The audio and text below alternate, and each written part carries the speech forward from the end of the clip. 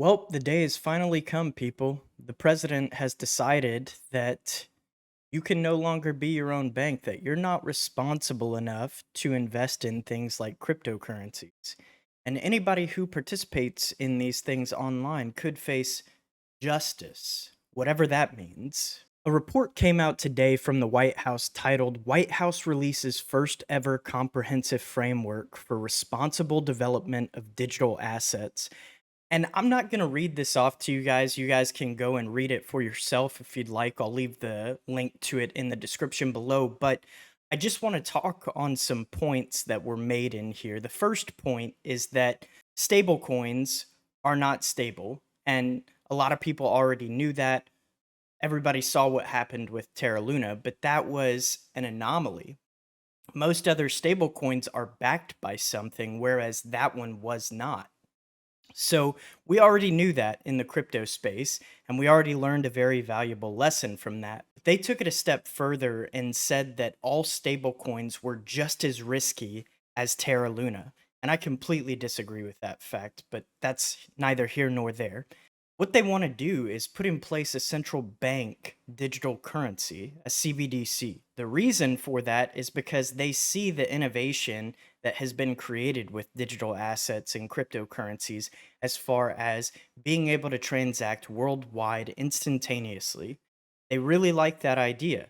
But at the same time, they don't want you to be using anything but the US dollar. One of the main things that I want to share with you guys in this report was under the Fighting Illicit Finance tab. The United States has been a leader in applying its anti money laundering and countering the financing of terrorism framework in the digital asset ecosystem.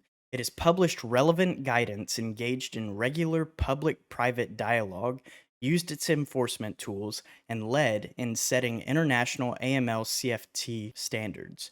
While our efforts have strengthened the US financial system, digital assets, some of which can be transferred without a financial intermediary, have been exploited by bad actors to launder illicit proceeds to finance terrorism and the proliferation of weapons of mass destruction. There you have it, guys. Cryptocurrencies have been used to finance weapons of mass destruction. This is the go-to strategy that governments use to take away something that they are fearful of because it's not something that they can control. That is honestly the beauty of Bitcoin and cryptocurrencies, is that governments can't control it.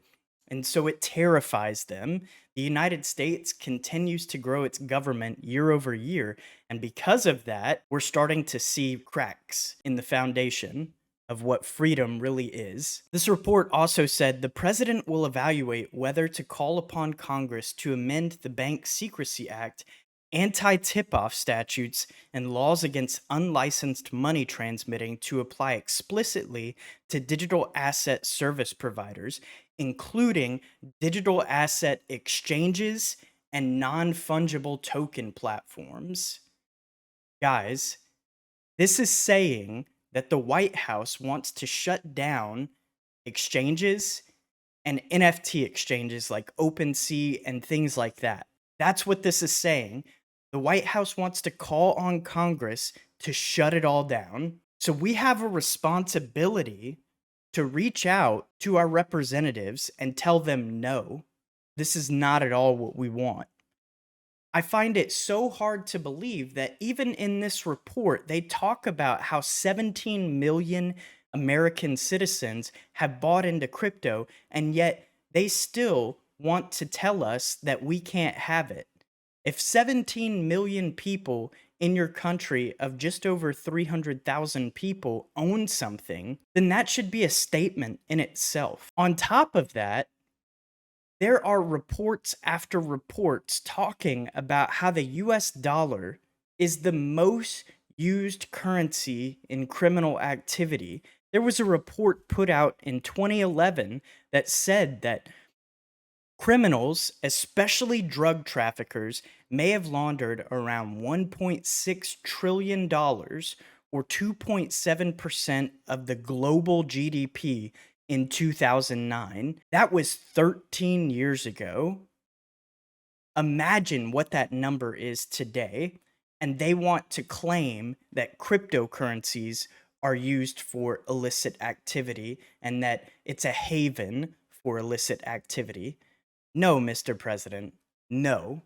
The US dollar does that quite well on its own, and you want to create a digital copy of that so that you can track wherever this money is going. That's not freedom. That's not what this country was founded on, tracking its citizens' every move. I say no to you, sir. I say no to this fact sheet that you proposed to other congressmen and women.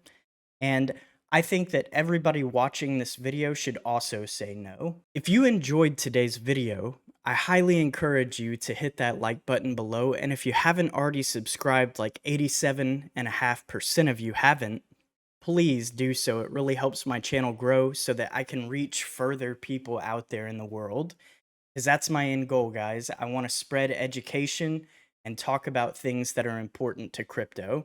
But that's going to be it for this one, guys. Thanks for watching. Crypto Clay out.